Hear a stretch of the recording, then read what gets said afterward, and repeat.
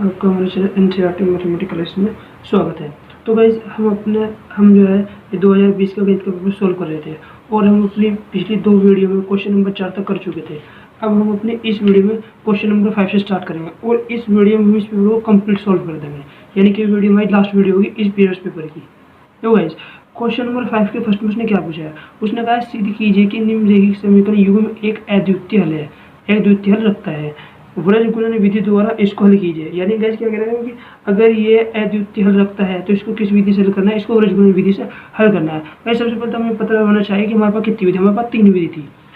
हमारी कौन सी थी हमारे पास थी, अगर हमें कोई भी 2 इक्वेशन दे रखी है और हम उनके कोफिशिएंट निकाल लें, तो अगर मेरा a1/a2 नॉट इक्वल आता था b1/b2 में, तो इसको क्या बोलते थे, इसको बोलते थे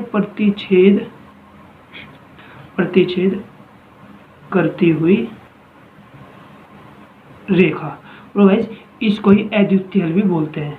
क्या बोलते हैं, इसको ही अद्वितीय हल बोलते हैं। और दूसरी कौन सी थी, दूसरी मेरे पास थी, अगर मेरा a1/a2 इक्वल b1/b2 और नॉट इक्वल आ जाए c1/c2, इसको क्या बोलते हैं, इसको बोलते हैं समपाती रेखा। और इसके समपाती रेखा तो इसके कितने हल होते थे, इसके होते थे अनेक हल। और तीसरी कौन सी थी हमारे पास तीसरी होती थी a1/a2 इक्वल होती थी b1/b2 इक्वल होती थी c1/c2। इसको क्या बोलते थे, इसको बोलते थे समांतर रेखा। इसके कितने होते थे, इसको कोई हल नहीं होता था, कोई हल नहीं।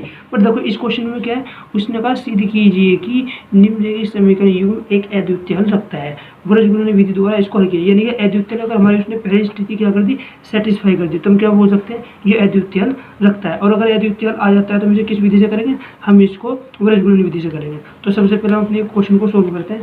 क्वेश्चन नोट कर लेते हैं, क्या है क्या उसने हमें 2 इक्वेशन दिए, 2x + 3y इक्वल में 7, इक्वेशन नंबर फर्स्ट। और दूसरी दी है उसने 6x + 5y इक्वल में इक्वेशन नंबर 2। तो गाइस हम इन जो ये इक्वेशन है इनकी जो हम तुलना करते हैं वो इक्वेशन हमारी होती है ax + by + c = 0। यानी कि मुझे बराबर में क्या रखनी होती है, बराबर में 0 रखनी होती है। तो यहाँ मेरे बराबर में 0 नहीं है, तो सबसे पहले क्या करूँगा, इन्हें बराबर में 0 रखूँगा। तो मैं इस 7 को भी खा लूँगा इधर और इस 11 को भी खा लूँगा इधर, लेकर आ जाऊँगा दोनों चीज़ को। तुम क्या करें, हो गया 2x + 3y, ये इधर आगे कहाँ का हो गया माइनस का, और बराबर क्या हो गया 0, इक्वेशन नंबर 3।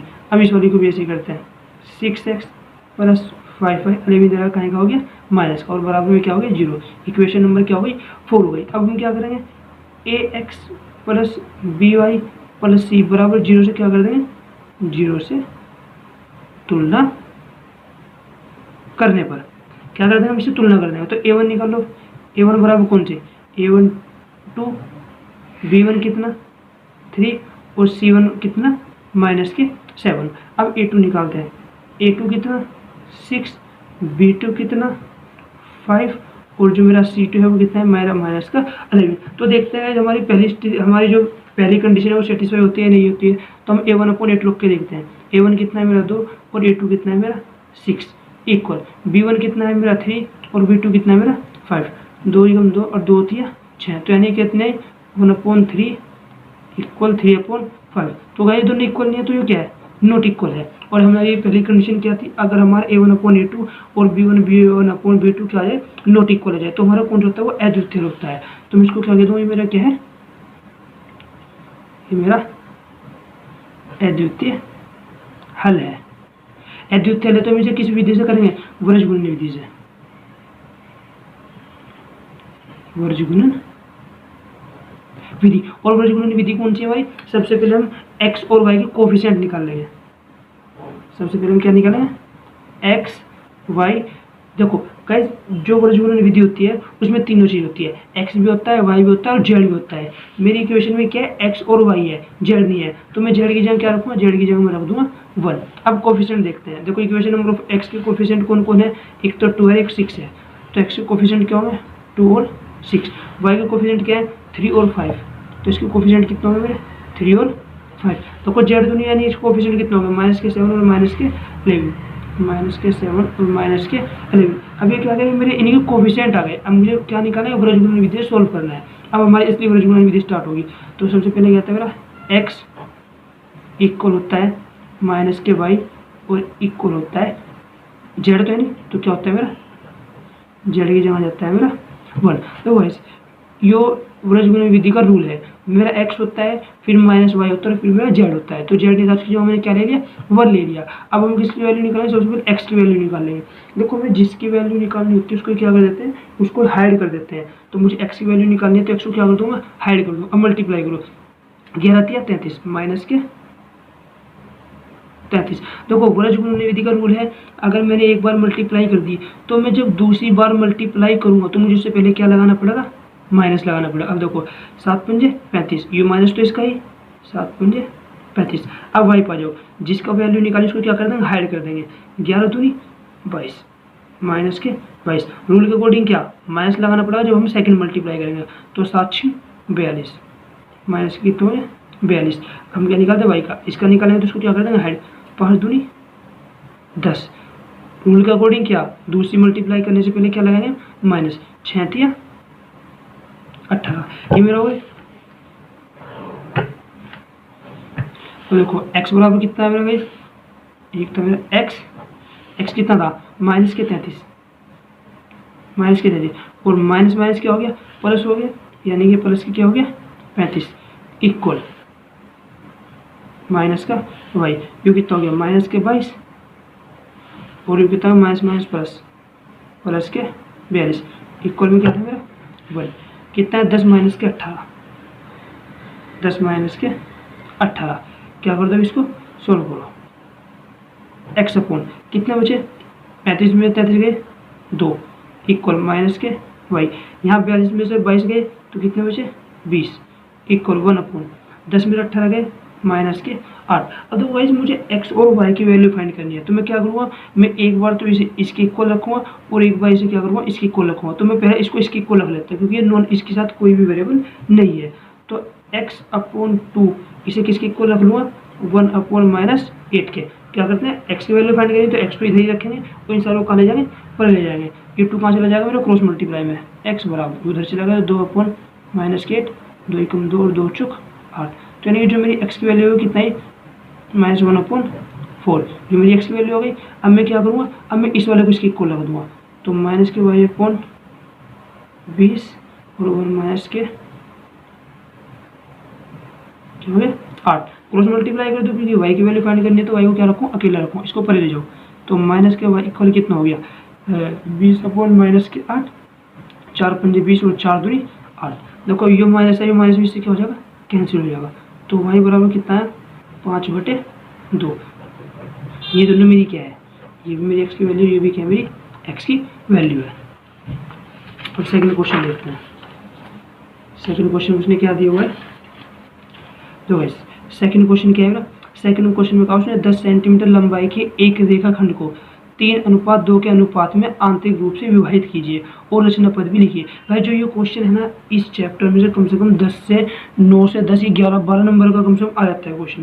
तो ये देखो ये दे रखा है इसने में 4 नंबर में और दिखाऊंगा मैं आगे भी जाके इसका 6 नंबर में एक क्वेश्चन हो रहा है। तो जरा इसको थोड़ा ध्यान से पढ़ना, बहुत ही ईजी है क्वेश्चन भी बहुत ईजी होता है। और हमें उसकी रचना करनी है। उसने कहा 10 सेंटीमीटर लंबाई के एक रेखाखंड को, रेखाखंड किसे बोलते हैं, रेखाखंड अमूल से बोलते हैं रेखा खंड, जिसके क्या होते हैं जिसके 2 अंत्य बिंदु होते हैं, यानी कोई भी क्या है जिसके 2 अंत्य बिंदु होते हैं उसको क्या बोलते हैं रेखाखंड बोलते हैं। तो भाई उसने कहा है इसको 3:2 में विभाजित करना, यानी कि एक पॉइंट ऐसा है जो इस रेखाखंड को 3:2 में क्या करते हैं विभाजित करता है। अब मुझे ये नहीं पता मेरा पॉइंट क्या है, क्या पता मेरा पॉइंट यहाँ पर हो, तो इसे किस विभाजित में करता है 3:2 में करता हूँ, क्या पता मेरा पॉइंट यहाँ हो, क्या पता मेरा पॉइंट यहाँ हो, तो भी मुझे इसके बारे में नहीं पता। तो मैं इसे कैसे करूँगा, ये मेरे स्केल और प्रकार की सहायता से होगा। तो सबसे पहले उसने कितने सेंटीमीटर का, उसने कहा है मुझे 10 सेंटीमीटर। तो सबसे पहले हम क्या करेंगे, एक 10 सेंटीमीटर का एक रेखाखंड खींचेंगे। कितने सेंटीमीटर का, सबसे पहले मैंने क्या ली, मैंने प्रोग्राम ली और मैंने 10 सेंटीमीटर क्या खींचा एक रेखाखंड। इसका नाम ले लिया मैंने ए और बी। 10 सेंटीमीटर क्या खींच लिया मैंने, ए और बी खींच लिया। अब देखो उसने कहा है 10 सेंटीमीटर त्रिज्या के लंबाई के रेखाखंड को 3:2 के अनुपात में विभाजित करना है। अब हम क्या करते हैं, ए बी पॉइंट किससे, ए से एक न्यून कोण बनाते हुए रेखा खींचते हैं। न्यून कोण बनाते हुए हमने क्यों कहा, क्योंकि न्यून कोण उसको बोलते हैं जिसकी वैल्यू 90 डिग्री से कम होती है। तो हम क्या करेंगे, एक न्यून कोण बनाते हुए रेखा खींच लेंगे। हमने एक न्यून कोण बनाते हुए किरण खींच ली, जिसका नाम क्या रख दिया हमने, ए एक्स रख दिया। अब देखो उसने क्या क्या रखा, उसने क्या रखा 3:2 में विभाजित करता है, ये 3:2 में करता है। तो हम क्या करते हैं, इन दोनों को प्लस कर दें, 3:2 बराबर कितना आ गया, 5 आ गया। तो जो मेरी जो ए एक्स किरण है, इस पर मैं क्या करूँगा, इस पर मैं 5 चाप लगाऊंगा, किसी भी डिस्टेंस लेकर। तो मैं अपना क्या ले लिया, कंपास ले लिया, इसमें थोड़ी डिस्टेंस ली, कितने लगाने, मुझे लगाने 5, दोनों का ऐड कर देते हैं, 3 और 2 कितने हो गए 5, तो कितने लगे 5। तो एक तो ये हो गया, एक ये हो गया, 2, एक हो गया 3, एक ही हो गया 4, एक ही हो गया 5। ये मेरे क्या हो गए, 5 हो गए। थोड़ा डार्क कर देता हूँ इसको, ये मेरे कितने हो गए, ये मेरे 5 हो गए। तो मैंने का क्या नाम रख देता हूँ, मैंने क्या नाम, मैंने ए से खींचे तो मैंने का नाम रख दूंगा A1 A2 A3 A4 A5। तो ऐसे में क्या करते हैं, इसमें हम सबसे पहले जो मेरा बी होता है उसको A5 से मिला देते हैं। जो मेरा बी है उसको क्या कर देंगे, A5 से मिला देंगे। अब अपने कंपास में वही डिस्टेंस लेकर जिससे हमने चाप लगाए हैं, जो मेरा लास्ट वाला क्या था, मेरा था A5 से एक चाप लगाते हैं, A5 पे नोक रखे हैं, उससे क्या लगाएंगे, एक चाप लगा देंगे ऐसे। तो नोक को अंदर कर देते हैं जो आपको दिख जाए। क्या करेंगे सबसे पहले, हम एक डिस्टेंस लेकर अपनी वही वाली लेकर A5 से क्या लगाएंगे, एक चाप लगाएंगे A5 से। मैंने क्या लगा दिया, A5 से एक चाप लगा दिया। अब जो गाइस जो इन दोनों में बड़ा होता है, इन दोनों में बड़ा कौन है, 3 होता है। A5 से तो मैंने लगा दिया, अब A3 से एक चाप लगाते हैं उसी डिस्टेंस का। क्या लगाते हैं, A3 से एक चाप लगाएंगे। क्या लगा हमने A3 से एक चाप लगा लिया। हम क्या करते हैं, जो हमारी ये डिस्टेंस थी, जो हमने A5 से चाप लगाया था, उसकी डिस्टेंस को क्या कर लेते हैं, उसकी डिस्टेंस को मेजर कर लेते हैं और फिर इस चाप पर क्या कर लेते हैं, इसको एक आर्क लगा देते हैं। तो अब ये जो आर्क कटा है इसको हम क्या A3 से होता है, इसको क्या करते हैं, खींच देंगे। मेरा कहाँ कटा है, तो मुझे यहाँ कटा, तो हम इसको क्या करते हैं, इसको इसके मिला देंगे। A5 से क्या हमें मिला दिया। तो गाइस उसने हमारे से पूछा कि वह बिंदु बताओ जो कि ए बी को किस पॉइंट पर कट कर रहा है, जो कि ए बी को बिंदु सी पर कट करता है। यानी कि वह बिंदु सी ही है जो ए बी को किस अनुपात में विभाजित करता है, 3:2 के अनुपात में क्या करता है, विभाजित करता है। और वैसे याद रखिए जो मेरी जो लाइन होती है जो इसकी क्या होती है, समांतर होगी, बिल्कुल इसके जैसी ही होगी। अब देखो गाइस उसने पूछे हमें रचना की पद्धति कहा, उसने हमें क्या कहा, उसने कहा इसके रचना भी लिखनी है, हमें इसको देखिए भी थी और इसके रचना की पद भी लिखने हैं। अब रचना के पद कैसे लिखते हैं, जो चीज़ हमने इस क्वेश्चन में करी है उस चीज़ को हम क्या करेंगे, इसमें लिख देंगे। देखो गाइस मैंने रचना के पद पहले ही लिख लिया था इसके, तो मैं आपको बताऊँ। तो कुछ सबसे पहले मैंने क्या करा, मैंने ए बी एक रेखाखंड 10 सेंटीमीटर खींचा। सबसे पहले मैंने क्या करा, ए बी एक रेखाखंड 10 सेंटीमीटर खींचा, ये मेरा क्या हो गया, पॉइंट फर्स्ट हो गया। सेकंड में देखो मैंने क्या करा, ए बी के बिंदु ए से क्या करा, एक न्यून कोण बनाती हुई एक किरण ए एक्स खींची। यानी कि न्यून कोण बनाती हुई कौन सी, ए एक्स के आगे एक किरण खींची। उसके बाद एक किरण खींची और किरण ए एक्स पर 5 समान चाप काटे, ये 5 समान खंड काटे, जो मैंने A1 A2 A3 A4 A5, तो मैंने काटा ना A1 A2 A3 A4 A5, ये मैंने कितने काटे, 5 चाप काटे, जो कि किस प्रकार है, जो कि A1/A2 के इक्वल है और A1/A2 इक्वल है A2/A3 के इक्वल है और A3/A4 इक्वल है A4 A5 के। यानी कि जो मेरा A1 A2 है वो इक्वल है A1 A2 के, और जो मेरा A1 A2 है वो A2 A3 के क्या इक्वल है, और ऐसे ही क्या है, सारे इक्वल है। अब उसके बाद मैंने क्या करा, B और A5 को मिलाया। तो मैंने क्या करा, उसके बाद B और A5 को क्या करा था, मिला दिया था। अब उसके बाद क्या था, B A5 के समांतर A2 से होती हुई, देखो B A5 के समांतर A3 से होती हुई A3 सॉरी ये क्या हो गया A3 से होती हुई रेखा खींची जो AB को बिंदु C पर काटती है। क्या कहा मैंने? A5B के समांतर किसे A3 से होती हुई एक B5A के समांतर A3 से होती हुई एक रेखा खींची जो AB को किस बिंदु पर काटती है? बिंदु C पर काटती है। अतः बिंदु C रेखाखंड को किस अनुपात में विभाजित करता है? 3:2 में विभाजित करता है। यानी कि जो मेरा यानी कि जो मेरा पॉइंट है उसको किस अनुपात में विभाजित करता है? 3:2 में क्या करता है? विभाजित करता है। भाई इसका स्क्रीनशॉट ले लो अगर आप लेना चाहते हो तो।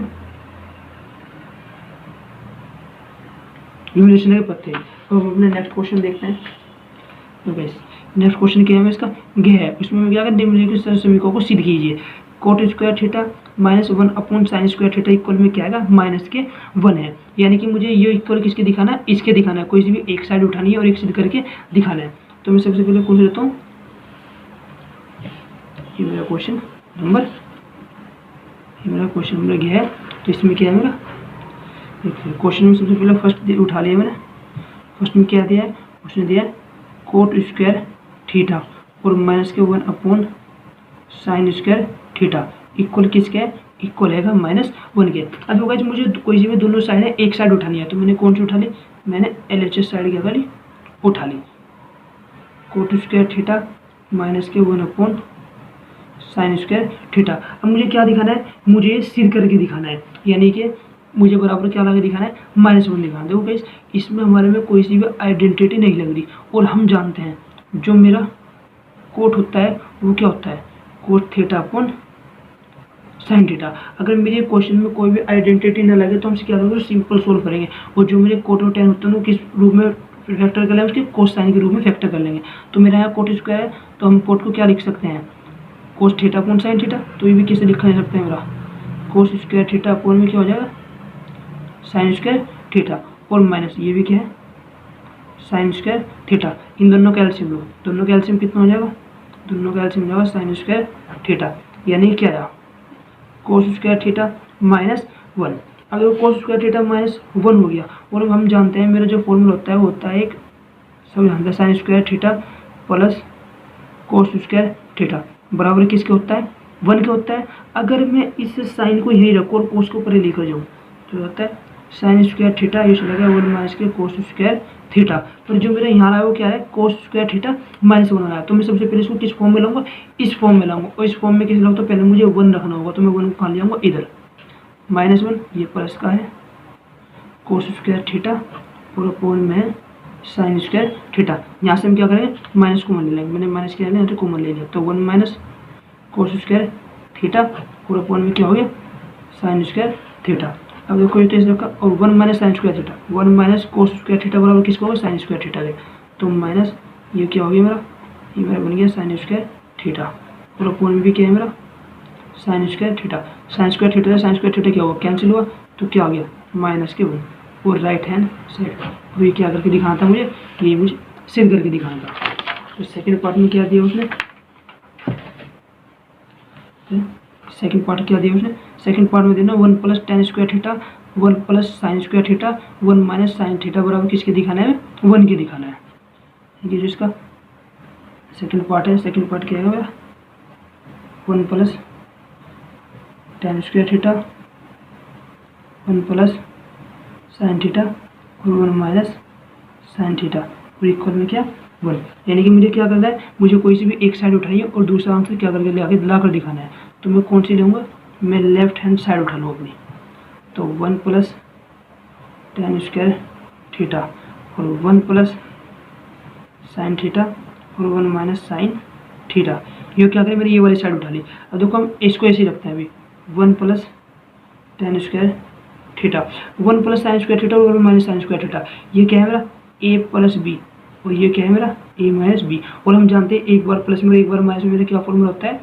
मेरा फॉर्मूला होता है a² - b² इक्वल होता है a + b और होता है a - b। ये होता है। तो मैं इसको क्या लगा दूँ एक बार स्क्वायर में, यानी कि क्या हो जाएगा मेरा 1 का square minus sign square theta. और देखो 1 + tan स्क्वायर थीटा और मेरे पास मेरी एक आइडेंटिटी होती है कौन सी? जो मेरी सेक स्क्वायर थीटा होता है वो किसके इक्वल होता है? 1 + tan स्क्वायर थीटा के इसके इक्वल होता है। तो इसकी जगह मैं क्या रख दूँ? इसकी जगह मैं रख सकता हूँ सेक स्क्वायर थीटा। तो यहाँ मैंने क्या रख दिया? Sec square theta. और देखो ये क्या हो गया 1 माइनस साइन स्क्वायर थीटा। और 1 माइनस साइन स्क्वायर थीटा किसके इक्वल होता है सेक स्क्वायर थीटा। ये होता है मेरा कोस स्क्वायर थीटा। और सेक किसका अपोजिट होता है 1 अपॉन कोस स्क्वायर थीटा का। तो ये भी क्या हो गया मेरा कोस स्क्वायर थीटा। तो कोस स्क्वायर थीटा से कोस स्क्वायर थीटा क्या होगा कैंसिल, क्या आ गया 1। ये मेरी क्या है राइट हैंड साइड है। क्वेश्चन अपने इस पर आते हैं। देखो क्या निम्नलिखित सारणी में से माध्य ज्ञात कीजिए। तो गाइस इसमें क्या करना है इसका माध्य ज्ञात करना है। अब माध्य ज्ञात करने के लिए हमारे पास 3-4 विधि है। एक हमारी सिंपल विधि है sigma F x upon sigma F, एक मेरे पास विचलन विधि है, एक कल्पित विधि है। अब उसने माध्य निकालने के लिए कहा, उसने ये नहीं बताया कि कौन सी विधि से करना है। तो हमारी जो हमें ईजी लगी हम क्या करेंगे उससे सोल्व करेंगे। तो सबसे पहले हम क्या करते हैं इसके मान को लिख लेते हैं कि उसने क्या क्या दिया हुआ है।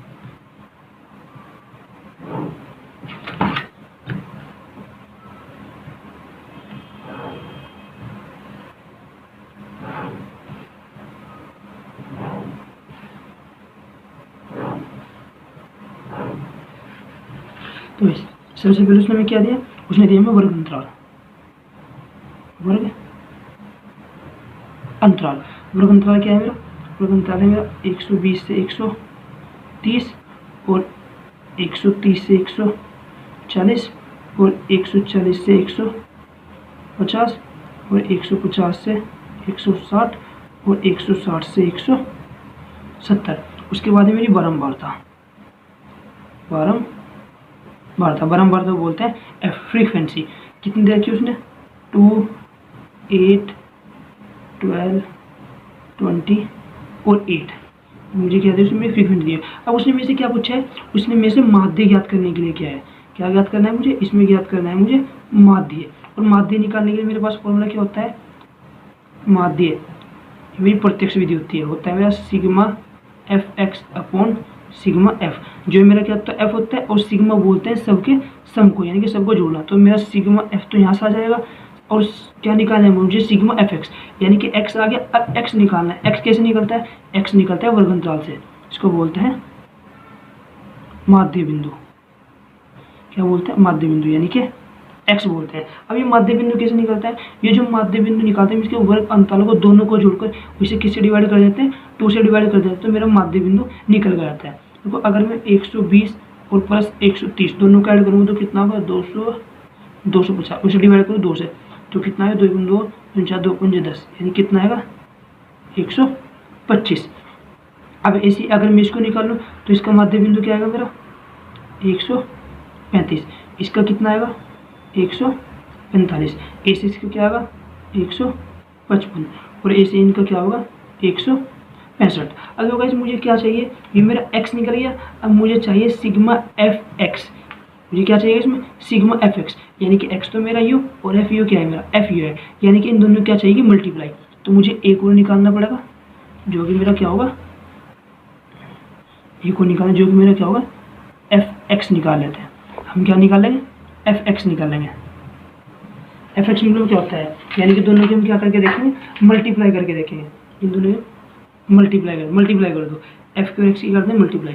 देखो 2 5 10, अगर मैं इसकी 2 बार मल्टीप्लाई तो 250 कितना हो जाएगा, ये हो जाएगा मेरा 250। अगर मैं इसकी मल्टीप्लाई करूँ इसमें करूँ 8 में 40 की 0 हाथ से लग गए 4, 8 से 24 28, 8 का हाथ से लग गया क्या 2 और 8 का मतलब 2 10, ये कितना हो गया मेरा 1080 हो गया। अब इसकी मल्टीप्लाई कर दो 12 5 60, 0 हाथ से लग गए 6, 12 4 48 और 6 54, 54 का 4 का हाथ से लग गए 5, 12 के 12 5 17। अब इसके बाद क्या है 20 की मल्टीप्लाई, 20 5 100 की 0 हासिल लग गए 10, 20 5 100 और 10 110, 0 हासिल लग गए 11, 20 के 20 और 11 31। ये हो गया। अब कितना है मेरा 165 और 250, दोनों को मल्टीप्लाई करो 8 5 40, 40 की 0 हासिल लग गए 4, 8 6 48 और 4 52, 52 का 2 हासिल लग गए 5, 8 एकम 8, 8 8 40, 8 8 5 40, 8 6 48, 8 एकम 8 और 5 कितने हो गए 13। ये क्या है यू गाइस मैंने मल्टीप्लाई आपको इसलिए करके दिखाया कि आपको पता लग जाए कि हमें पेपर में मुझे क्या करना है, मुझे चाहिए इस फॉर्मूले में सिग्मा एफ एक्स, और सिग्मा का मतलब होता है सबका ऐड, यानी कि इसको क्या करना है इसको ऐड कर देते हैं। तो वैसे हम सब कुछ ऐड करते हैं 0 की 0 हो गया। अब इसको जोड़ करो, देखो 5 और 10 19, 19 का 9 का हासिल लग गया 1, 9 और 3 10 और 1 11, 11 12 13 और 1 14, 14 का 4 का हासिल लग गया 1, 3 और 1 4 और 1 5 और 1 6 और 1 हासिल 7। ये मेरा क्या आ गया, ये मेरा सिग्मा एफ एक्स आ गया। अब हम अपना सिग्मा एफ निकालते हैं, वो 12 और 8 20 40 और 10 50, यानी कि कितना है मेरा 50। मुझे सिग्मा एफ भी मिली और मेरा सिग्मा एफ एक्स भी मिल गया। फॉर्मूले में रख देते हैं, x equal sigma F x कितना है मेरा 74 90 और कोण में कितना है मेरा 50। ये 0 से 0 क्या हुई कैंसिल हो गई, मल्टीप्लाई करते हैं 5 से, 5 एकम 5 2 देर चले गए 5 चौक 20 और 5 चौक 20 4 दे जाएगा 5 9 45 डेसिमल में 5 8 40। तो जो मेरा माध्य आया है वो मेरा कितना आया है 149.8। ये क्या मेरा सॉल्यूशन आया। तो हम लोग नेक्स्ट क्वेश्चन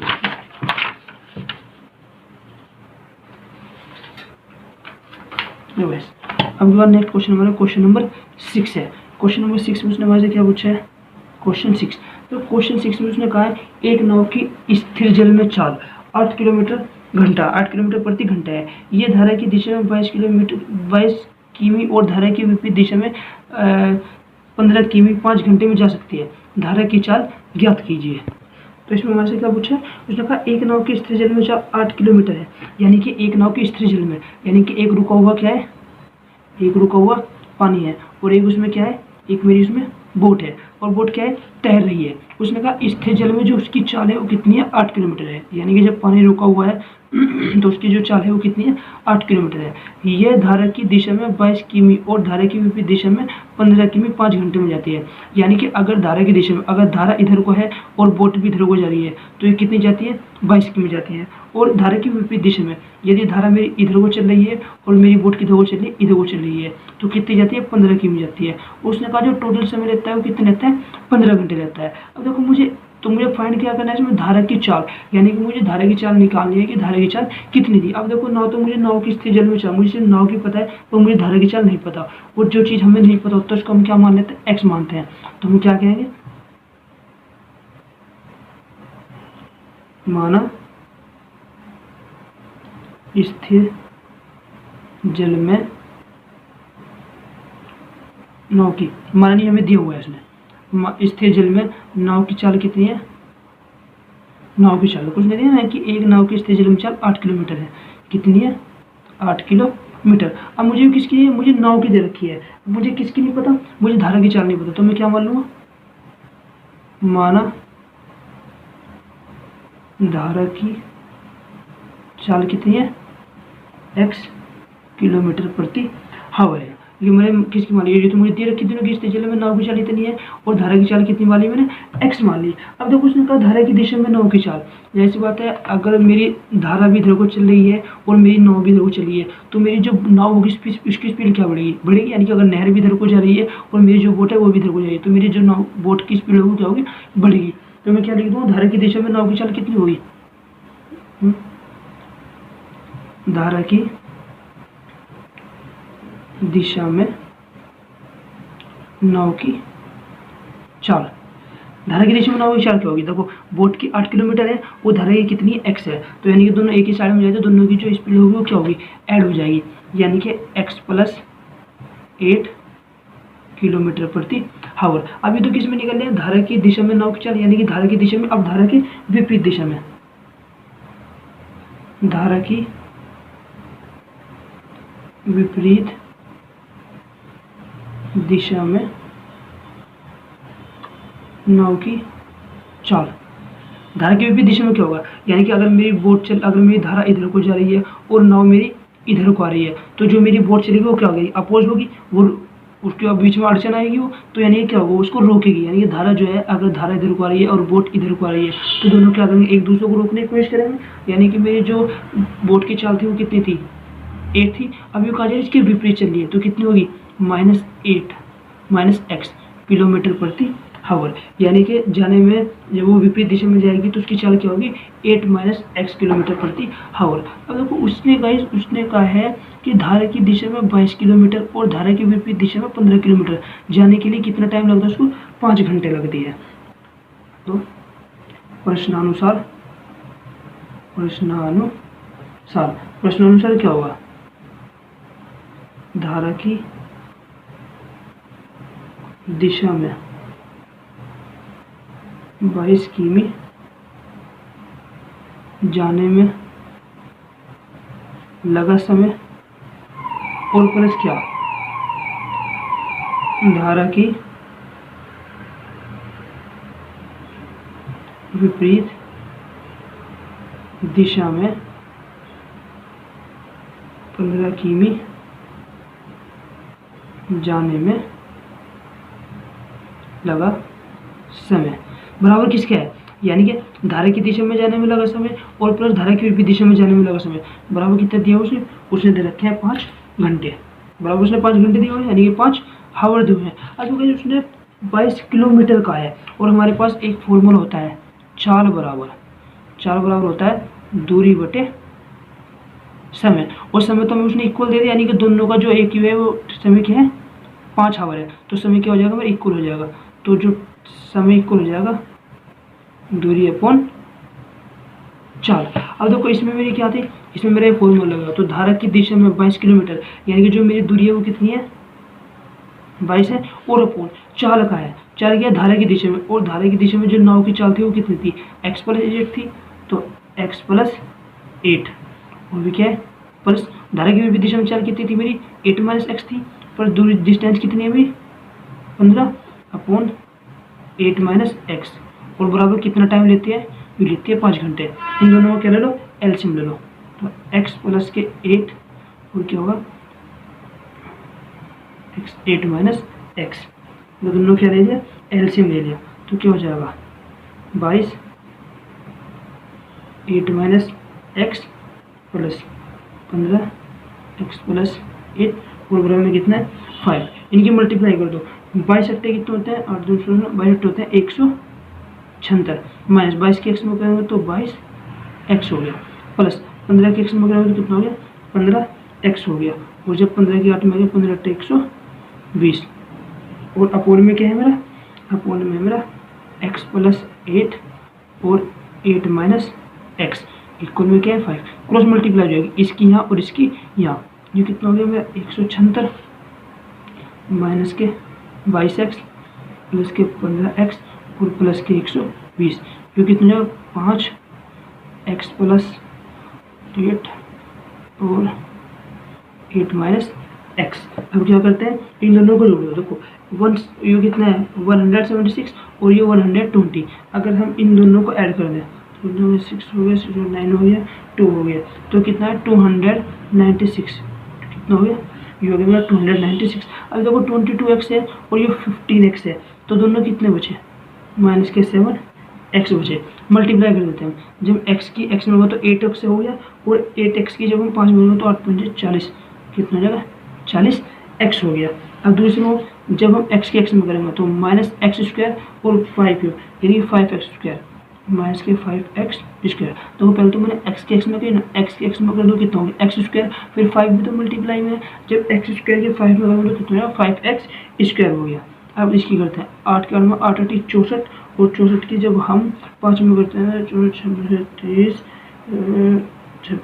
और 20 यानी कितना हो जाएगा प्लस के 320, वो जब 8 8 64 और 64 पंजे होते हैं 320। अब 8 की कहीं में करेंगे x में करेंगे माइनस के x और 8 पंजे 40 यानी कितना हो जाएगा माइनस के 40x, सोल्व कर दें तो ये प्लस ये माइनस का कहीं का हो गया प्लस का।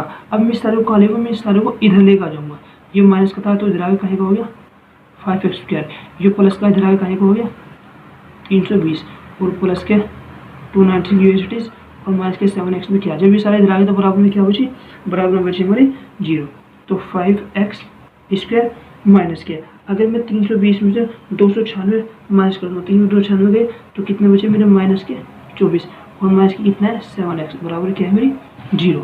इसका सॉल्व कर देते हैं 5x² माइनस के 7x माइनस के 24 इक्वल में क्या 0। अब मुझे x की वैल्यू फाइंड करनी है तो मुझे इसको क्या करना पड़ेगा सोल्व करना पड़ेगा। तो गाइस मेरे यहाँ क्या है, ये मेरे यहाँ 24 है, ये मेरे यहाँ 24 नहीं है। सबसे पहले हम फैक्टर करने के लिए क्या करते हैं, इसकी मल्टीप्लाई इस नंबर में करके देखते हैं। अगर मैं 24 की 5 होगा यानी कि साइन का है माइनस का है, 24 के जब मैं 5 में तो 110 होगा, यानी कि 110 के ए से फैक्टर करने हैं। अगर मैं माइनस करूँ तो कितना आना चाहिए 7, और अगर मैं मल्टीप्लाई तो कितना आना चाहिए 110 आना चाहिए। अब हम देखते हैं ऐसे हमारे पास क्या है, जैसे कि हमारे पास क्या है 110 है। अगर हम 110 के फैक्टर करें 2 पंजे 10 और 2 पंजे 10, अब क्या हो गया 5 एकम 5, 5 एकम 5 और 11 एकम 11। अब इसे कौन सा नंबर है, अगर मैं उसको इसमें से माइनस करूँ तो मेरा इतना आना चाहिए 24 की, अगर किस में आता है 24 के 5 में 5 चौक 20 की जो अलग है, तो 5 में 10 और 2 12, तो गाइस 120 होता है। 212 2 6 12 और 0 की 0, तो यहाँ भी कैसे डिवाइड होगा मेरा 3 2 होती है 6, ये क्या होगी मेरी 0। अब भी से कैसे डिवाइड करते हैं 2 से, 2 एकम 2 और 2 पंजे 10, 5 दिया 15 और 3 एकम 3। अब मुझे इसको ऐसे फैक्टर करने अगर मैं मल्टीप्लाई करूँ तो 120 है, और माइनस करूँ तो कितना आना चाहिए 7 आना चाहिए। 5 दिया 15 और 2 दूनी 4 और 4 दूनी 8। अगर मैं 15 में से 8 माइनस कर दूँ कितना आ जाएगा, मैं 7 आ जाएगा। तो यानी कि मेरी कंडीशन सेटिस्फाई हुई। तो मैं क्या कर सकता हूँ फैक्टर में 5x² माइनस के 15 माइनस 8x माइनस के 24 और बराबर में क्या हो गई 0। तो 5x² माइनस के 15x minus minus plus 8x minus के 24 बराबर में क्या हो गया 0।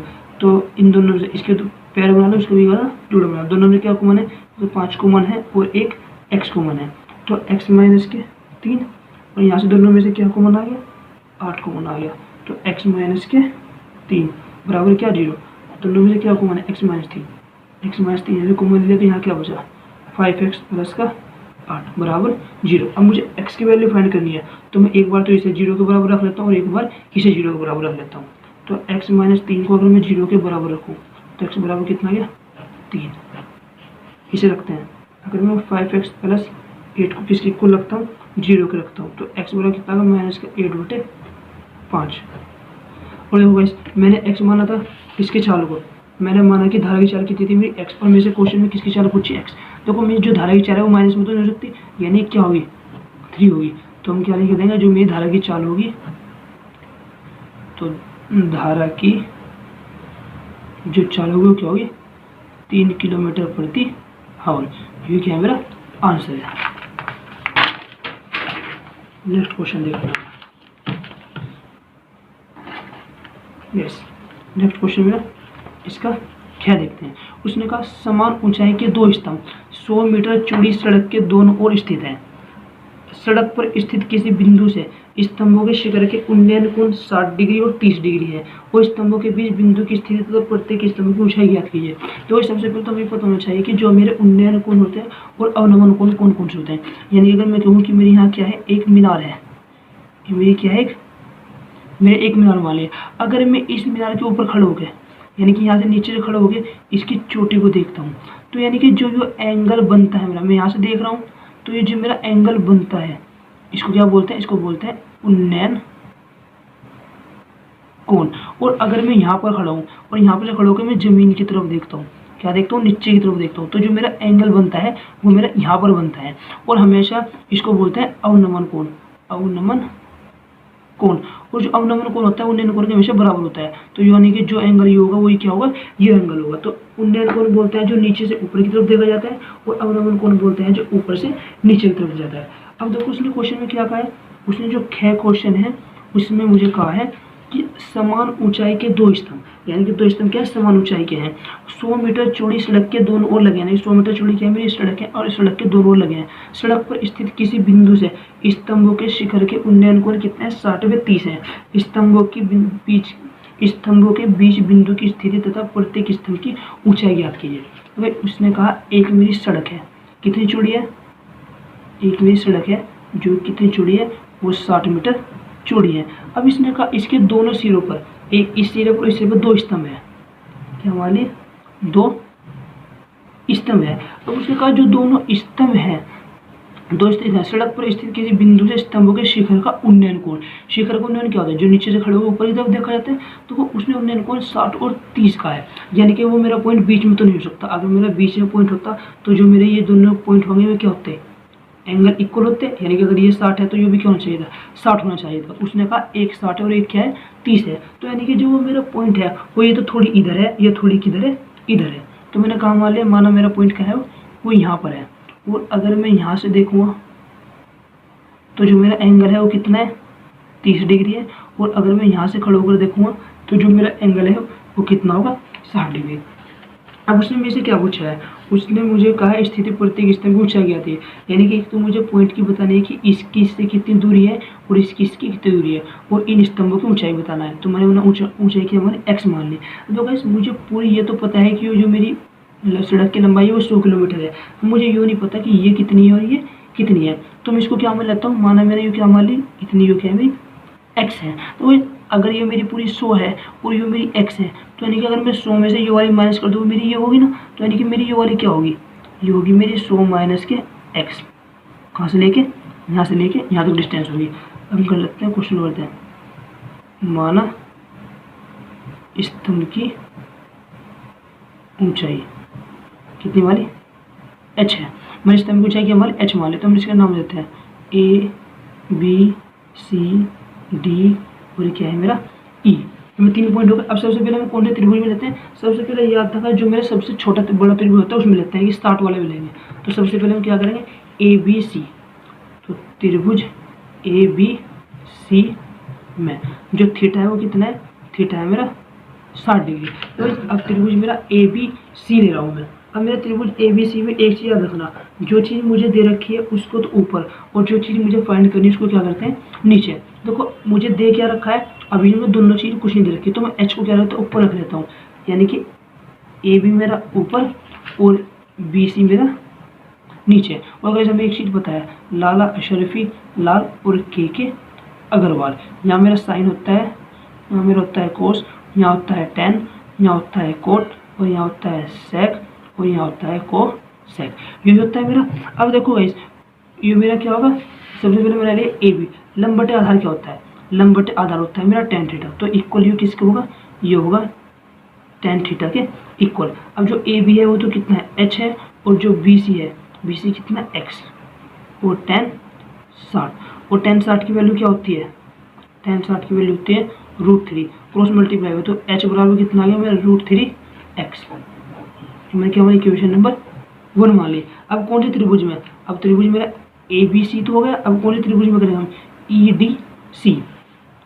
तो त्रिभुज ई डी सी में देखो ई डी सी में वही फॉर्मूला लगा, जो चीज़ मुझे पता है उसको ऊपर और जो चीज़ फाइंड करनी है उसको नीचे। यानी कि ई डी को क्या रखेंगे, E D upon D C, यानी कि सी डी। फिर वही लंब बटे आधार, लंब बटे आधार किसका है, लंब बटे जो आधार होता है वो होता है टेन थीटा का, टेन थीटा। तो जो मेरा ई डी है वो कितना है, एच होगी, और जो सी डी है वो कितना है 100 माइनस का एक्स भी है, और टेन।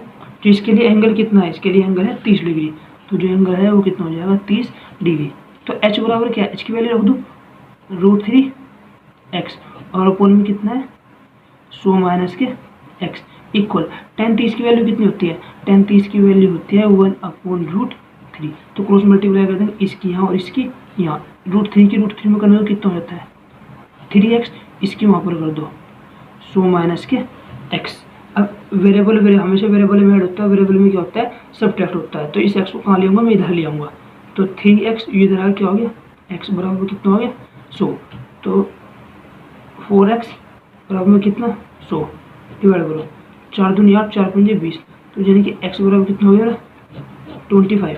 मुझे हाइट भी तो फाइंड करनी है, यानी कि x तो मुझे मिल गया, मुझे क्या फाइंड करना है, मुझे h भी फाइंड करना है। तो x का मान इक्वेशन 1 में रखने पर, इक्वेशन 1 में रख दो, h बराबर √3 और जो x की वैल्यू कितनी है मेरी 25, h बराबर कितना है मेरा 25√3। यानी कि जो मेरे इन स्तंभों की ऊंचाई है वो कितनी होगी 25√3 होगी। अब उसने पूछा कि थी इनकी बिंदुओं से दूरी कितनी है। देखो पहले कितनी थी x थी, यानी कि जो C बिंदु है इसकी 20 स्तंभ से दूरी कितनी है 25 किलोमीटर, कितनी 25 किलोमीटर। अब किसके निकाले, तो अब जो C बिंदु उसकी D से कितनी है, कितनी थी मेरा 100 माइनस एक्स था, 100 x कितना है मेरा 25, तो कितनी थी 75 मीटर थी। सॉल्व हो गया मेरा।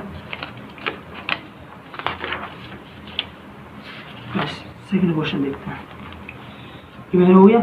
अब ये जो है उसने कहा 10 सेमी ऊंचाई और 6 सेमी त्रिज्या वाले 10 सेमी ऊंचाई और 6 सेमी त्रिज्या वाले त्रिज्या के एक ठोस लंबवतीय बेलन से समान ऊंचाई और समान त्रिज्या वाला एक लंबवृत्तीय शंकु काट लिया जाता है। शेष बचे ठोस का कुल पृष्ठीय क्षेत्रफल ज्ञात कीजिए।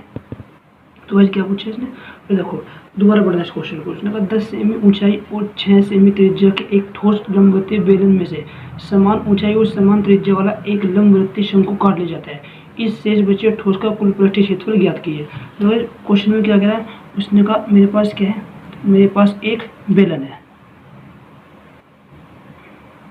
मेरे पास एक क्या है, मेरे पास एक बेलन है जिसकी ऊंचाई कितनी दी है उसने, ऊंचाई है 10 सेमी और जो उसकी त्रिज्या है, त्रिज्या कितनी है 6 सेमी। अब उसने कहा इसमें से एक समान ऊंचाई और समान त्रिज्या एक शंकु काट दिया जाता है। यानी क्या काट लिया, इसमें से एक शंकु काट लिया, यानी क्या हमने इसमें शंकु काट लिया। तो उसने कहा जो शेष भाग बचा उसको क्या निकालना है, मुझे पृष्ठीय क्षेत्रफल निकालना है। तो गाइस जब हम इसमें अपने बेलन में शंकु निकाल लेंगे तो जो मेरा बेलन है वो कैसे हो जाएगा, वो बेलन कुछ मेरा ऐसा हो जाएगा।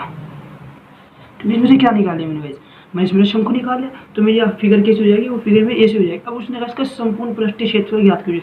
देखो गाइस मेरा बेलन का पृष्ठीय क्षेत्रफल क्या होता है 2πRh, यानी कि एक तो बेलन का जो बाहर का वक्रपृष्ठ होगा वो होगा और इसमें प्लस क्या होगा, ये जो शंकु निकला इसका कुल पृष्ठीय क्षेत्रफल भी तो होगा, कुल पृष्ठीय क्षेत्रफल भी होगा। पूरा शंकु निकालना है ना मैंने, यानी कि मैंने क्या, मैंने ये पूरा शंकु काट के निकाल लिया और हमें पता है शंकु का जो कुल पृष्ठीय क्षेत्रफल होता है वो क्या होता है πr और l + r, यही होता है। तो यानी कि जो मेरा कुल पृष्ठीय क्षेत्रफल होगा वो इन दोनों के सम के क्या होगा, इक्वल होगा। तो सबसे पहले हम लिख लेते हैं अपने बेलन की ऊंचाई कितनी दी उसने, मेरा क्वेश्चन है गया बेलन की ऊंचाई, बेलन की ऊंचाई मैंने क्या मानता हूँ, मैं स्मॉल h मान लेता हूँ। स्मॉल h कितने मेरी 10 सेंटीमीटर और जो बेलन की त्रिज्या, जो बेलन की त्रिज्या है वो मैंने r मान ली, वो कितनी है 6 सेंटीमीटर है। और शंकु में क्या होगा, उसने कहा सेम त्रिज्या और सेम ऊंचाई है। तो जो शंकु की ऊंचाई है, शंकु की ऊंचाई, शंकु की ऊंचाई कितनी होगी, मैंने h मान ली, वो भी कितनी होगी भाई 10 सेंटीमीटर होगी। इसको भी कैपिटल h मान, दोनों क्या होगी 10 सेंटीमीटर। और जो शंकु की त्रिज्या होगी r बराबर, वो भी कितनी होगी, वो भी मेरी 6 सेंटीमीटर होगी। अब देखो गाइस मुझे पता है मेरे शंकु का जो कुल पृष्ठीय क्षेत्रफल होता है वो होता है πr l + r। तो यानी कि मुझे क्या चाहिएगा l, मेरे पास r भी है h भी है, मेरे पास क्या नहीं है l नहीं है। तो सबसे पहले हम क्या निकालेंगे, l निकालें। और l निकालने के लिए आपको पता है कौन सा फॉर्मूला लगता है, h² + का r², ये लगता है l निकालने के लिए। तो l इक्वल h कितना है, h है मेरा 10 का स्क्वायर और जो r है वो कितना है 6 का स्क्वायर, इसके ऊपर क्या स्क्वायर रूट। तो l बराबर कितना हो गया, एक तो 100 हो गया 10 दाम 100 और 6 36। तो l बराबर कितना हो गया 136। ये मेरा क्या निकल गया है, ये मेरा निकल कर आया है l। तो ये मेरा क्या निकल गया है, ये मेरा l निकल कर आ गया। मुझे क्या निकालना है, बच्चे ठोस का कुल पृष्ठीय क्षेत्रफल निकालना है। तो ठोस का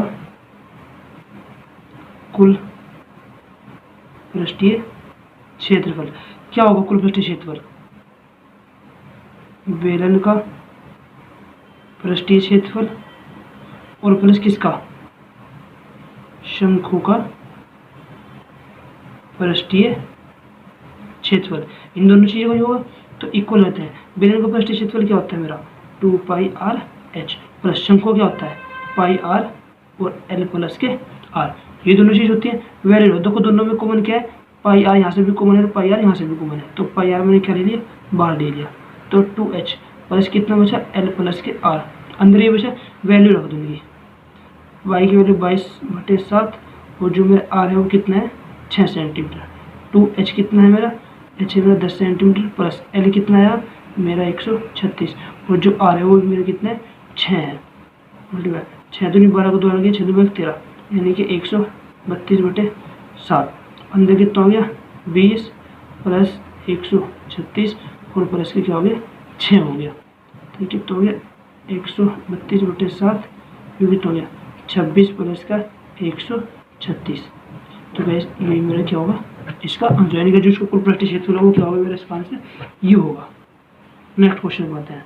नेक्स्ट क्वेश्चन उसमें वैसे क्या पूछे, नेक्स्ट क्वेश्चन में क्या है, निम्नलिखित आंकड़ों के लिए अधिक प्रकार की विधि द्वारा संचय बारंबारता वक्र खींचे। जो गाइस हमारे दो विधि होती है, एक तो अधिक प्रकार के लिए होता है और एक हमारे किसके लिए होता है, एक हमारे कम प्रकार के लिए होता है। तो इसमें हमें किसने क्या देखा, उसने उसके लिए हमें उसने अधिक प्रकार के लिए कहा है। तो इस तरह के क्वेश्चन आ जाते हैं पेपर में और पूछे भी आते हैं। मेरा सांख्यिकी क्वेश्चन है चैप्टर नंबर 14 से और बहुत ही ईजी क्वेश्चन है। तो गाइस उसने हमें क्या दिया है, इसके क्वेश्चन नंबर घ में, क्वेश्चन नंबर घ में उसने हमें सारणी दी है। हम इसके सारणी बनाए थे, मान रखकर। ये जो मुझे मान दिया है वो क्या है, मान दे रखा है 0 से 5, 5 से 10, 10 से 15, 15 से 20, 20 से 25, 25 से 30। और जो बारंबारता दी है उसने, बारंबारता बोलते हैं F को, वो कितना है मेरा है 17, 20, 26, 42, 34, 28। तो गाइस हमें कोई भी अपना वक्र खींचने के लिए, अगर हमें क्या खींचना है, हमें वक्र खींचना है, यानी हमें कोई भी ग्राफ बनाया तो उसके लिए हमें क्या चाहिए, पॉइंट चाहते हैं। तो यहाँ से हमें क्या पॉइंट निकालने पड़ेंगे, पॉइंट निकालने पड़ेंगे। देखो गाइस उसने कहा है अधिक प्रकार के लिए, उसने किसके लिए कहा अधिक प्रकार, और ये कम प्रकार के लिए भी होता है, किसके लिए होता है अधिक प्रकार के लिए होता है। जहाँ तक अगर मेरे से अधिक प्रकार के लिए पूछे तो मैं कौन सा पोर्शन लूँगा अपना, ये वाला ले लूँगा, यानी कौन सा ले लूँगा, ये वाला तो होता है मेरा अधिक प्रकार के लिए, और ये क्या होता है मेरा कम प्रकार के। अधिक क्या बोल सकता हूँ मैं, 0 से अधिक, 5 से अधिक, क्योंकि 0 से अधिक मेरी वैल्यू ना कितनी है 5 है, 5 से अधिक कितनी है मेरी 10 है, 10 से अधिक कितनी मेरी 15 है, 15 से अधिक कितनी मेरी 20 है, और 20 से कितनी अधिक है मेरी 25 है, और 25 से कितनी अधिक है मेरी 30 है। अगर हम कम प्रकार के लिए पूछते तो मैं 5 देता है, ये 5 से कम मुझे पता है 0 है, 10 से कम मुझे पता है 5 है, 15 से कम मुझे पता है कितना है 10 है। तो किसके लिए कहा उसने, अधिक प्रकार के लिए। तो अधिक प्रकार के लिए, तो अधिक प्रकार के लिए कौन सी श्रेणी होगी मेरी, हम अपने दूसरे टेबल बनाएंगे अधिक प्रकार के लिए। मैंने आपको वैसे रफली बना के दिखाई दी जैसे कि आपके समझ में आ जाए। तो मान क्या होगा मेरा अधिक प्रकार के लिए, कौन सी बताई मैंने, ये वाली साइड लेंगे, यानी कि 0 से अधिक, ऐसे ही किससे 5 से अधिक, 10 से अधिक, 15 से अधिक, 20 से अधिक, और 25 से अधिक। यानी कौन सी साइड, अगर अधिक के लिए पूछे तो ये वाली साइड, और कम के लिए पूछे तो ये वाली साइड। तो अधिक पूछे तो मैंने कौन सी साइड ली, ये वाली ली।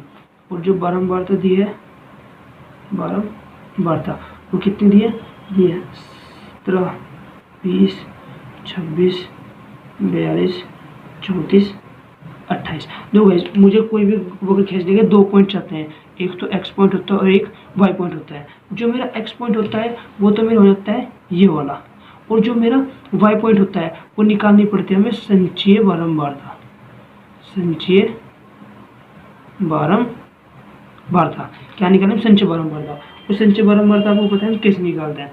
अब संचयी बारंबारता में देखो उसने कहा है 0 से अधिक, यानी कि संचयी बारंबारता क्या होती है, हम ऐड करके देखते हैं। तो 0 से अधिक में संचयी बारंबारता कितनी होगी, क्योंकि ये सारी क्या होगी 0 से अधिक ही तो है। 0 से अधिक के लिए ये सारे मेरे क्या है, 0 से अधिक ही तो है, 0 से कम तो नहीं है, सारे 0 से क्या अधिक है। तो अब हम इन सारों को ऐड करें, लो सारों को ऐड कर दो, और 2 10 14 14 26 27 27 7 का हासिल 11 2 14 16, यानी कितना होगा जब सारों को ऐड करते हैं, ये हो गया मेरा 167। यानी कि उनका 0 से अधिक, तो 0 से ये सारे मेरे क्या है 0 से अधिक है, तो ये सारे मेरे क्या हो जाएंगे, ऐड हो जाएंगे। कितना आ गया 167। अब देखो 5 से अधिक, जो मेरा 5 से अधिक है, 5 से अधिक कहाँ से लेगा, यहाँ से, क्योंकि ये तो क्या है 5 से कम है, तो 5 से अधिक में क्या होंगे, सारे ऐड हो जाएंगे। जब हम इन सारों को ऐड करेंगे तो कितना आएगा हमारा 147 आएगा। अब देखो 10 से अधिक, 10 से अधिक मेरा क्या है, 10 से अधिक ओनली में ये 4 है, ये तो 10 से मेरे क्या है कम है। तो जब हम इन सारों को ऐड करेंगे तो हमारा होगा 121। अब देखो 15 से अधिक, 15 से अधिक में क्या आएंगे, क्योंकि मेरा 15 से अधिक मत यानी कि सारे चारे क्या होंगे 15 से अधिक, और ये सारे क्या होंगे 15 से कम होंगे। तो 15 से अधिक कितने होंगे, जब इन सारों को हम जोड़ेंगे तो कितना है 79। अब देखो 20 से अधिक में क्या होगा, ये 20 से सारे ऊपर कम है, अधिक में से कौन सा है, ये दोनों है, जब इन दोनों का करेंगे तो कितना आएगा 45। और 28 से अधिक में कितना होगा, 28 से अधिक यानी कि 25 से अधिक कितना होगा 28 है, ये सारे तो ऊपर वाले उससे क्या होंगे कम होंगे, तो यानी कि 28 से अधिक मेरा कितना होगा, 28 से अधिक होगा मेरा 17, ये होगा। हम निकाल लेते हैं, पॉइंट निकाल लेते हैं, क्योंकि हमें क्या खींचना है, हमें ग्राफ खींचना है। कितना हो गया मेरा, हो गया पॉइंट, पॉइंट निकाल दो। देखो पॉइंट मेरा सबसे पहला पॉइंट क्या होगा मेरे 0 है 167, दूसरा पॉइंट क्या होगा 5 है 147, 5 है 147, दूसरा होता है मेरा 10 है 121, तीसरा होता है मेरा 15 है 79, और जो चौथा पॉइंट है मेरा 20 है 45, और जो लास्ट वाला है वो है मेरा 25 है 17। ये मेरे क्या आ गए पॉइंट आ गए। अब मुझे क्या खींचना है, अब मुझे खींचना है ग्राफ। ग्राफ खींचने के लिए मेरे पास दो अक्ष होते हैं, एक तो कौन सा होता है मेरे पास, एक तो होता है हमारा एक्स अक्ष और एक होता है हमारा क्या वाई अक्ष।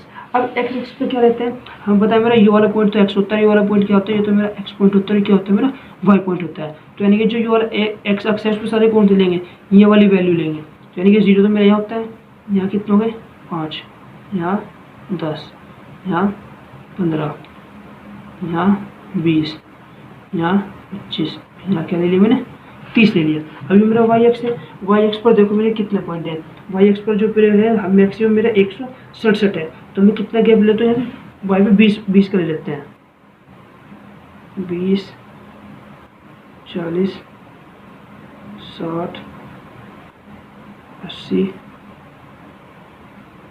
100, 120, 140, 160, 180 और क्या हो गया 200।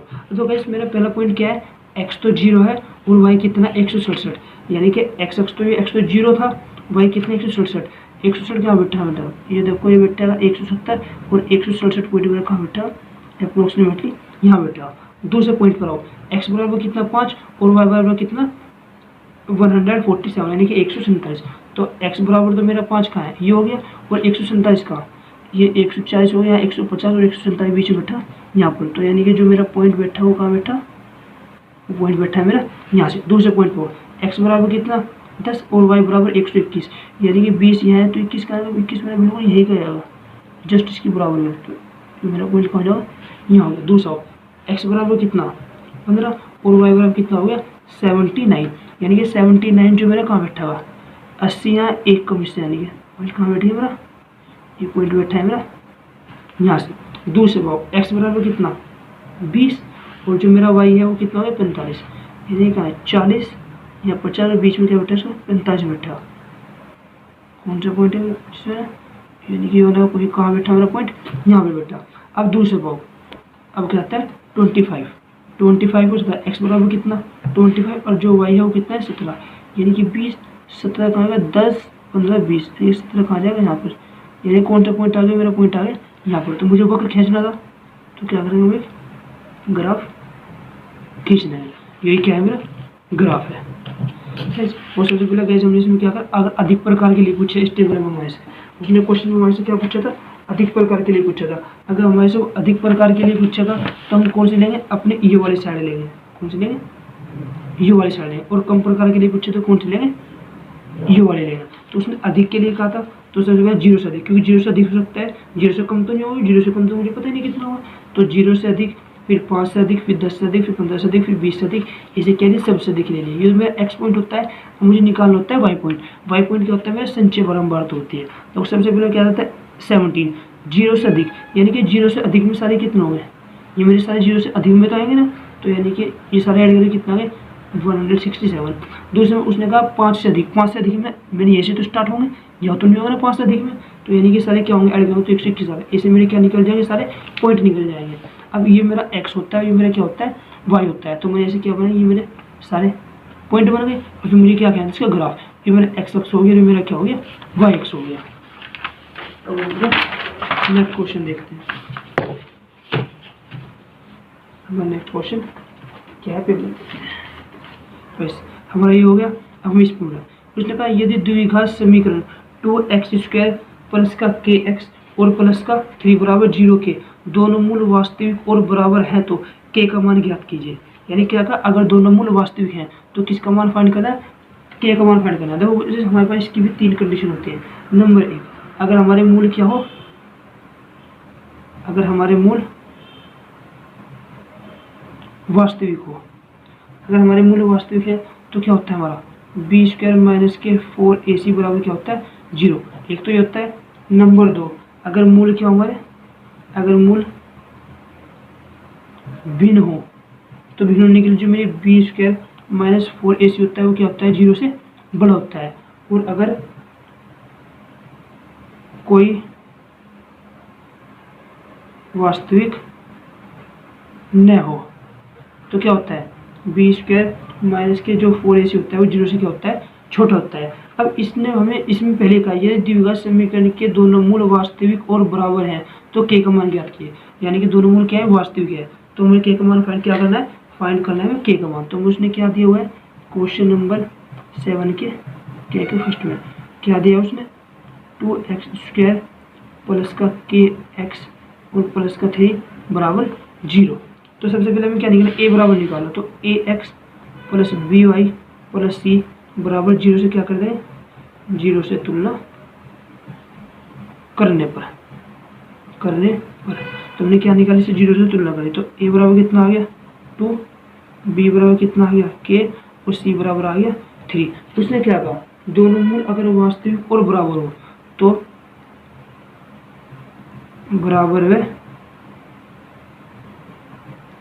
वास्तविक मूल के लिए, बराबर व वास्तविक मूल के लिए क्या होता है, जो मेरा होता है b² माइनस के 4ac बराबर किसको होता है 0 के। तो b क्या है मेरा k का स्क्वायर माइनस 4, a कितना है मेरा 2 और जो c कितना है मेरा 3 बराबर क्या हो गया 0। तो k² माइनस 4 दूनी 8, 8 दिया 24 बराबर क्या हो गया 0। तो k² बराबर कितना हो गया 24। मुझे k की वैल्यू फाइंड करने के लिए कहा है ना कि उसने k² की, अगर मैं यहाँ से स्क्वायर हटाऊँ तो उसके ऊपर क्या चला जाएगा स्क्वायर रूट। तो k बराबर प्लस माइनस क्या हो जाएगा 24 और ये क्या है मेरा इसका आंसर है।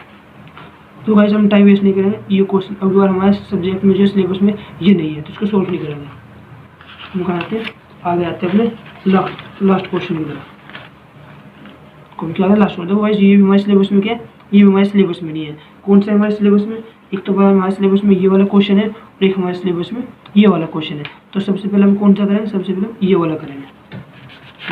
इसमें क्या दिया है क्वेश्चन में, उसने कहा है निम्नलिखित समीकरण युग्म को रेखिक समीकरणों के युग में बदलकर हल कीजिए। यानी कि उसको क्या करना है, रेखिक समीकरण के युग में बदलकर किसकी वैल्यू फाइंड करनी है, एक्स और वाई की वैल्यू फाइंड करनी है। तो सबसे पहले लिख लो क्या दिया उसने क्वेश्चन में, उसने दिया है 5x - 1 प्लस 1 y माइनस के 2 इक्वल में कितना है 2।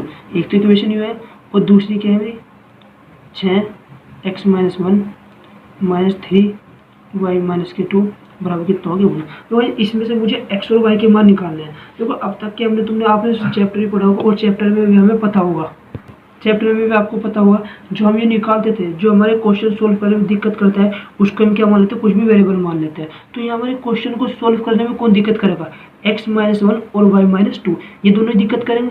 तो मैं क्या मान लूँगा, माना 1/x - 1 को तो मैंने क्या मान लिया a और 1/y - 2 को मैंने क्या मान लूँगा मैं b। ऐसे माना तो इक्वेशन में रख दो। तो ये तो कितना हो गया 5a प्लस, क्योंकि जो ये पूरा था इसको मैंने क्या मान लिया a मान लिया, तो 5 तो था 5a हो गया। अब क्या प्लस ये कितना हो गया b इक्वल में कितना 2। क्वेश्चन नंबर फर्स्ट ऐसे ही से इसको पूरा होगा मैंने क्या मान लिया a मान लिया, तो 6a और माइनस कितना 3b इक्वल में कितना 1। Equation number 2। अब हम क्या करते हैं सोल्व, इक्वेशन 1 व 2 क्या करते हैं हल करने पर, इक्वेशन 1 व 2 को हल करने पर क्या करना है, इक्वेशन 1 व 2 को हल कर देंगे। तो 5a प्लस का b बराबर कितना 2 और 6a माइनस का 3b बराबर कितना 1। इसको सोल्व करते हैं।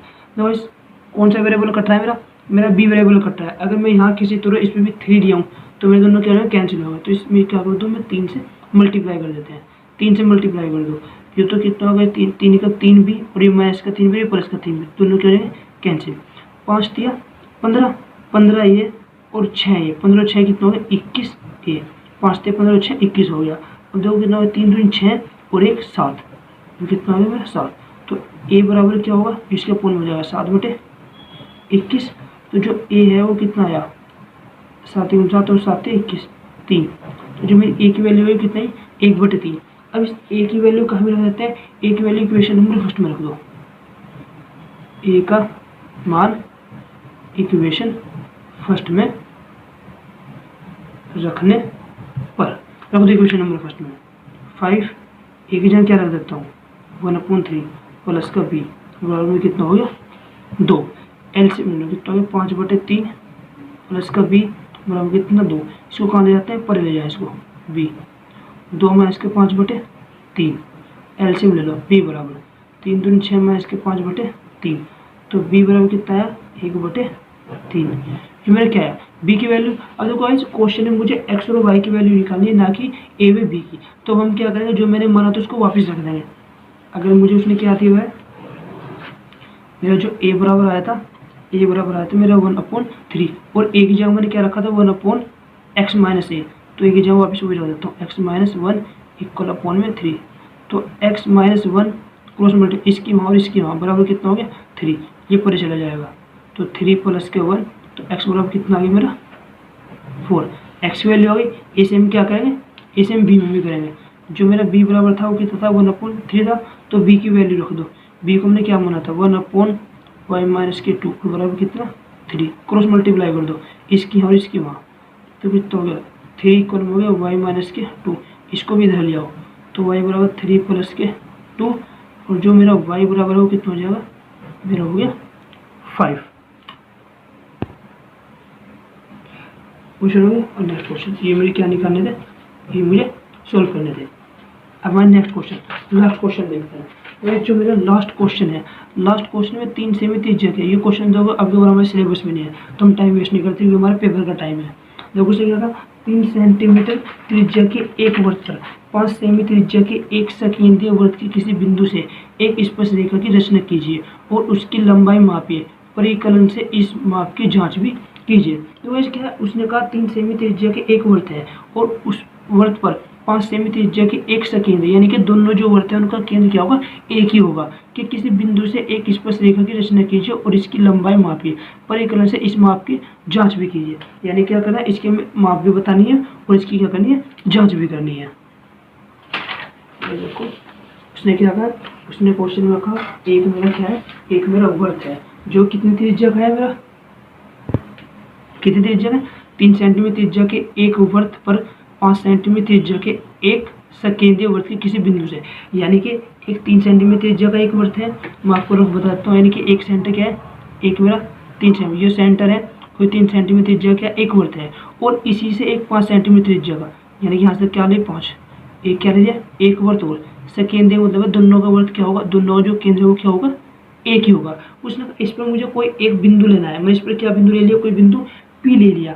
अब उसने कहा इस बिंदु P से इस दिए गए वृत्त पर क्या डालनी, मुझे स्पर्श रेखा डालनी है, यानी इस पर क्या डालनी है, मुझे स्पर्श रेखा डालनी है। अब सबसे पहले मुझे देखनी पड़ेगी स्पर्श रेखा कहाँ डालो। तुम सबसे पहले क्या करेंगे, सबसे पहले हम एक वृत्त ड्रॉ करेंगे, कितने सेंटीमीटर त्रिज्या का, एक 3 सेंटीमीटर त्रिज्या का और एक 5 सेंटीमीटर त्रिज्या का। तो देखो सबसे पहले कितने सेंटीमीटर त्रिज्या खींचेगा 3 सेंटीमीटर का, तो ये मेरी कितनी है 3 सेंटीमीटर हो गई। तो सबसे पहले मैंने क्या करा, एक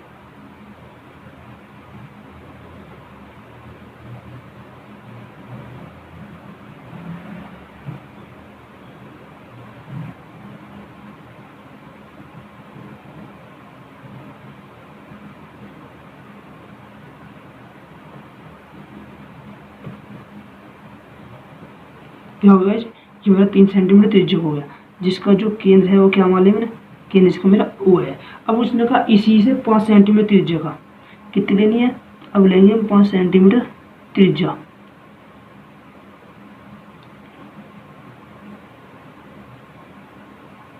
ये मैंने क्या ले ली ये मैंने 5 सेंटीमीटर त्रिज्या ले ली। अब इसी केंद्र से क्या करेंगे, एक वृत्त और ड्रॉ करेंगे।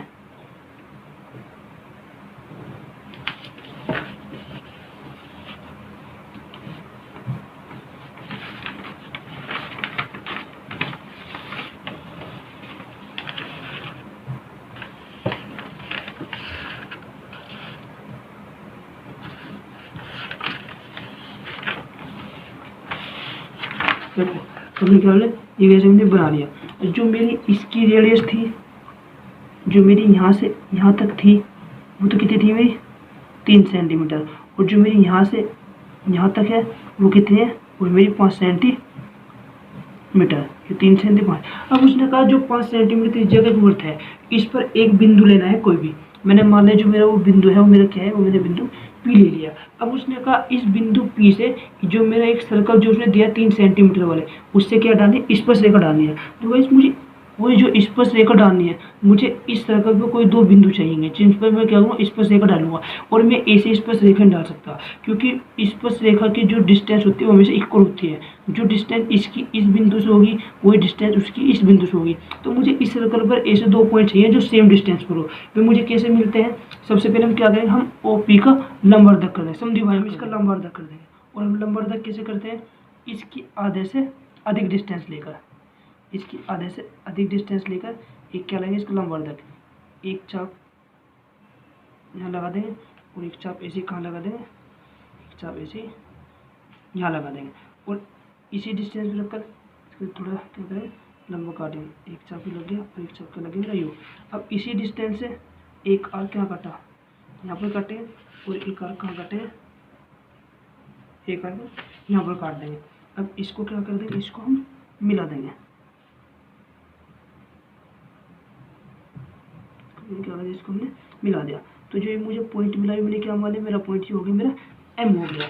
अब हम क्या करेंगे, पुरकार में MP, ये तो MP डिस्टेंस लेंगे, ये MO डिस्टेंस लेंगे।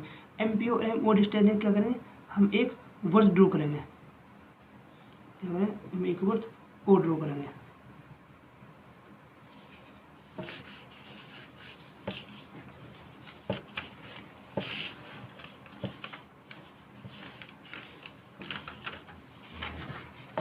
अगर हमने एक वृत्त और ड्रॉ कर लिया, जिसने हमारे दिए गए जो वृत्त था 3 सेंटीमीटर वृत्त था, उसको कहाँ पर कट किया, उसको बिंदु P और Q पर क्या करा, कट किया। तो अब हम इससे क्या डाल देंगे, इस बिंदु से इस पर स्पर्श रेखा डाल देंगे। क्या डाल देंगे, स्पर्श रेखा डाल देंगे। ये मेरी क्या है, ये मेरी अभिष्ट स्पर्श रेखा है। अब उसने कहा था स्पर्श रेखा की हमें लंबाई भी बतानी है, तो यानी हम स्पर्श रेखा की लंबाई बता देंगे। हमारी स्पर्श रेखा की लंबाई कितनी होगी, हम मेजर कर लेंगे, में कितनी है, 4 सेंटीमीटर है। तो यानी कि मेरा क्या है, ये मेरा P है और ये मेरा क्या पॉइंट है, ये मेरा Q पॉइंट है। ये मेरा O था और ये मेरा क्या था, सेंटर था, और ये मेरा पॉइंट क्या था, P था। और जिसने इसको कहाँ कट किया वो क्या पॉइंट था, M था। अब इसको क्या लिखना पड़ता है, इसके वजह से हमें एक चीज़ और लिखनी पड़ती है, रचना के पद। हम क्या लिखेंगे, हम इसके रचना के पद लिखे हैं। तो कैसे हम इसके रचना के पद पहले लिख के रखे हुए हैं, तो देख लेते हैं इसके जो रचना के पद थे। देखो भाई, सबसे पहले मैंने क्या करा, नंबर 1 में 3 सेंटीमीटर और 5 सेंटीमीटर त्रिज्या के 2 वृत्त बिंदु O को केंद्र मानकर खींचे। देखो बिंदु क्या था मेरा, O था, एक तो 3 सेंटीमीटर त्रिज्या का, ये कितने सेंटीमीटर त्रिज्या का था, ये थी मेरी 3 सेंटीमीटर त्रिज्या, और जो ये थी, ये कितनी थी, ये थी मेरी 5 सेंटीमीटर त्रिज्या। कहाँ से लेके, यहाँ से लेके यहाँ तक, एक 3 सेंटीमीटर त्रिज्या का और एक 5 सेंटीमीटर त्रिज्या का, 2 वृत्त खींचे। फिर बड़े वाले वृत्त पर एक बिंदु P लिया, जो मेरा बड़े वाला वृत्त था उस पर क्या लिया, मैंने एक बिंदु P लिया, O व P को मिलाया। फिर मैंने क्या करा था, O और P को क्या करा, दोनों को ज्वाइन करा था। अब OP का लंब समद्विभाजक किया, जो OP को बिंदु M पर काटता है। देखो हमने OP का क्या करा, हमने लंब समद्विभाजक करा था, जिसने इसको कहाँ पर कट किया था, यानी कि जो मेरा ये लंब समद्विभाजक था, इसने कहा, इसने बिंदु M पर कट किया था। तो यानी कि जो मेरा OP का समद्विभाजित किया, जो बिंदु OP को बिंदु M पर काटता है। अब उसके बाद M को केंद्र मानकर OM व PM त्रिज्या लेकर एक वृत्त खींचा। यानी कि एम को केंद्र बनना था, और O P O M M P से लेकर क्या खींचा, एक वृत्त खींचा। जो छोटे वाले वृत्त को बिंदु कहाँ पर, ए व बी पर काटता है, यानी कि फिर क्या वाले, इसको हम पी व क्यू कर लेंगे। कहाँ पर काटता है, पी व क्यू पर काटता है। अब उसने देखो ए पी व बी पी, यानी कि हम क्या कह देंगे, ए पी नहीं हम कह देंगे पी, अच्छा इसको हमने इसको डैश मान लेते हैं, पी डैश पी और पी क्यू को क्या हो गया, क्यू पी को मिलाया। सॉरी गाइस, थोड़ा लिखने में दिक्कत हो गई, पहले हमने कुछ पॉइंट मान लिया था, कुछ और मान लिए, तो क्या हो उसको मिलाया। आते ए पी नहीं, यानी पी पी डैश और पी क्यू और क्यू पी क्या है, मेरी अभिष्ट स्पर्श रेखा है। तो गाइस अब इसका स्क्रीनशॉट ले लो। तो गाइस हमने आज अपने इस वीडियो में अपना जो हमारा पेपर था ये कंप्लीट सॉल्व कर लिया। तो आई होप, मुझे लगता है कि आपके लिए बहुत ही हेल्पफुल होगी। तो गाइस हम अपने इस पेपर के बाद हम अपनी बुक स्टार्ट कर देंगे, एनसीईआरटी बुक है हमारी जितनी 9th और 10th स्टार्ट कर देंगे। तो आपके जो भी छोटे बड़े भाई हैं उसको हमारे चैनल के बारे में बताएं कि हम बुक स्टार्ट करेंगे एनसीईआरटी की। और आप भी इसके चैनल को जो देख रहे हैं भाई, जिस वीडियो अच्छी लगी है वो इस चैनल को सब्सक्राइब करें और लाइक भी करें और अपने दोस्तों के साथ शेयर भी करें। Thank you.